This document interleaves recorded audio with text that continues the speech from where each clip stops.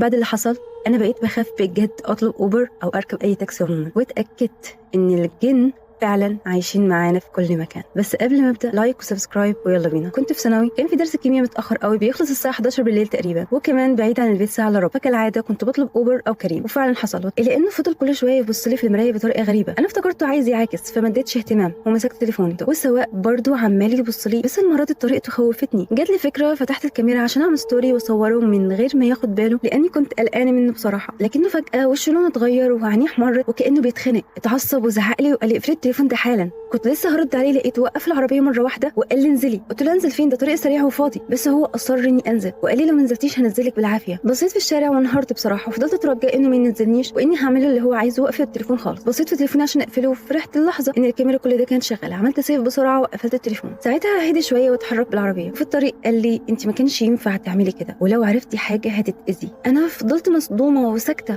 ما بردش عليه عشان اخلص. والحمد لله وصلت البيت وقلت له هطلع اجيب لك فلوس الرحله. ما رضيش يستنى ومشي على طول. قلت يمكن خاف انزل له بابا يتخانق معاه. المهم طبعا وصلت البيت منهاره وحكيت لاهلي على اللي حصل. فتحت التليفون عشان اوريكم الفيديو، وكنت مستنيه لقطه تبين شكل السواق، لكني اتصدمت لما التليفون جاب كرسي السواق اصلا فاضي تماما. ما كانش فيه اي حد، وكانه هوا، ولا كان في حد بيرد على كلامي لما اتكلم. طب ازاي وانا كنت راكبه العربيه مع مين او مع ايه بالظبط؟ طيب لو ده كان وهم وانا بيتهيأ لي اللي حصل، الفيديو ده برضه كان خيال. انا دلوقتي مش مستوعبه اللي حصل، ومسحت الفيديو عشان مش عايزه افتكر الموقف التاني. بس كده، اتمنى تقولوا لي لو كنتوا مكاني كنتوا هتعملوا ايه.